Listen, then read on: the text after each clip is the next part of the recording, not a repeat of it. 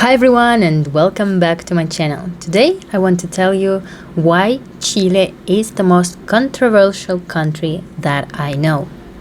I think maybe it will have to be in two parts because there are really a lot of topics, but let's see how it goes. Number one is that people are free to protest. Here you can find a protest every single week, especially if you are coming to the city center a lot. For real, it's every single week there is a protest here or there in the city center for one or another topic. They are free. It means that nobody's gonna fight people for protesting, in theory. However, in reality, we can see that police forces are always ready with the tear gas, with the water, next to the places where people go to protest. Plus, people often are being prosecuted and held in jails for participation in the protests. You can tell that this is one of the reasons why people dislike the police here, because sometimes people disappear in jails or they are being brutally stopped from protesting from a manifestation. Point number two is that there was a funny moment about the constitution. So people really wanted a new constitution. They went on manifestations for that. They were fighting for that we need a new constitution with more rights, with more freedoms, with more equality, with more people being included in the constitution, like the minorities. And they went to protest about it. And finally, yes, the government said, yes, let's write a new constitution. Everybody selected people who are going to be responsible for writing it. Yeah, so it were people who selected people who are going to write it. And then they rejected it. Just like that. Can you imagine? So you wanted a new constitution. You selected people yourself for a new constitution. And then when it was finally written, the most people voted for no. No. Controversial number three for me is pretty bizarre, because here there are a lot of feminists. So you can see that every 8th of March, the feminists are going outside. They have a special purple color that they're wearing to show that they're feminists. They always fight for equal rights, for gender equality. It's like this feminism, but being a little bit aggressive and too in your face. And in the same time, there are people who are asking for girl colors. For example, I was selling a lot of things on Marketplace when my child was little. And yes, you. And when you sell something in green or yellow, orange, which can be for anyone. It can be pink. Exactly. People were asking, do you have a girl color, which is pink? And now if you will go to the stores, the traditional stores of baby clothes, you can find all kind of colors for boys, and for girls it's going to be pink and purple.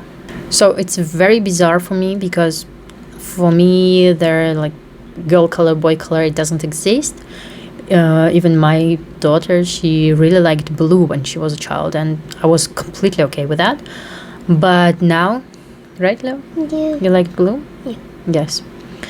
But a lot of people are fighting for gender equality, equal rights for men and women. They still use these terms as oh no, this is not for boy, this is only for girls, or these are only for girls and not for boys.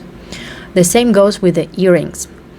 For example, I have earrings, but I didn't get them until I was 5 years old. And I truly believe that having earrings is a choice of every person. Because as soon as you give birth, this is a separate human being, okay? This is not the body that you can do something with. So personally, I would never put earrings on my newborn child just because she's a girl. Here, this is I guess 99% of newborn girls, they have their ears pierced. We are a modern country, you just want to show that this is a girl without asking for her consent, without consulting. Maybe she doesn't want to have earrings at all in her life. Plus, when babies, they start discover their body, they're gonna think that earrings are part of their body. And this is also the additional issue. You can have infection there. or the baby when it starts like grabbing everything, the hair, the ears, they can grab these earrings and tear them off. So I honestly don't understand why making it, not from the woman's perspective, not from the mom's perspective. The same fight for equal rights between men and women. However, women are still paid less than men in most of professions.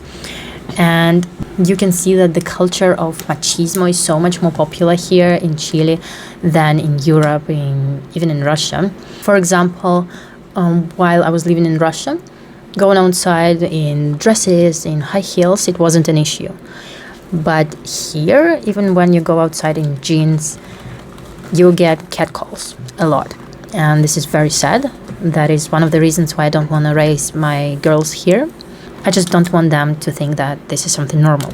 And another issue about this feminism and equal rights, and again, we are living in the 21st century, yet I know it's a controversial topic, but abortions are prohibited here. They are absolutely illegal. To get an abortion, you need to go to another country or just not have it. And it doesn't matter how you got pregnant, if this is like bad for your health, it doesn't matter. And this affects a lot the economical state and the whole country state. Because here in Chile, the percentage of single mothers is extremely high. Plus, there are a lot of teenagers who are having babies, so they cannot study, they cannot get on their feet until later on in life. And a lot of them are living in poverty. So I honestly don't understand why it's such a big issue with abortions. Because again, it's like, it's not your life, not your body, why do you care?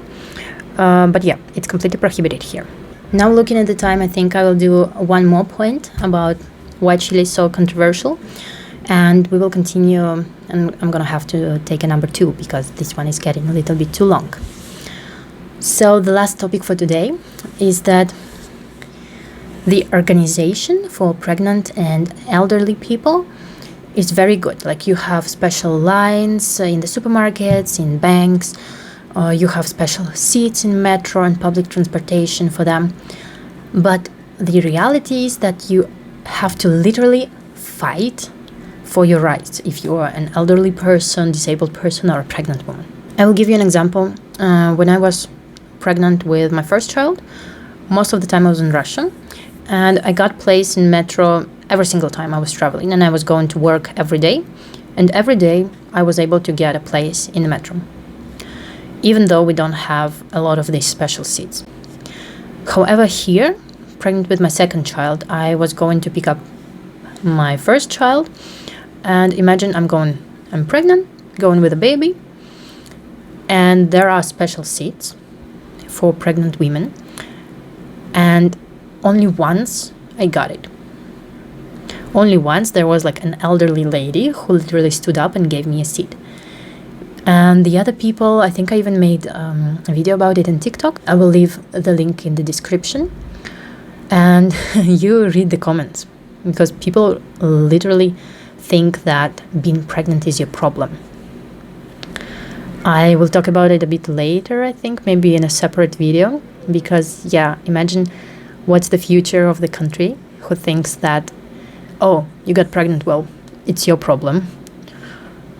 And not like, oh, you got pregnant, congratulations, that is such a good thing, you're gonna have like a child, a new human being for our society. No, here it's a bit different. So yeah, be prepared for that if you come to Chile. You have a lot of things, a lot of good things created for you, but in reality, you're gonna have to fight for a lot of them. So that's gonna be it for today. If you have some other points that you want to discuss, definitely write me in the comments. Don't forget to subscribe to the channel, and I'll see you next time.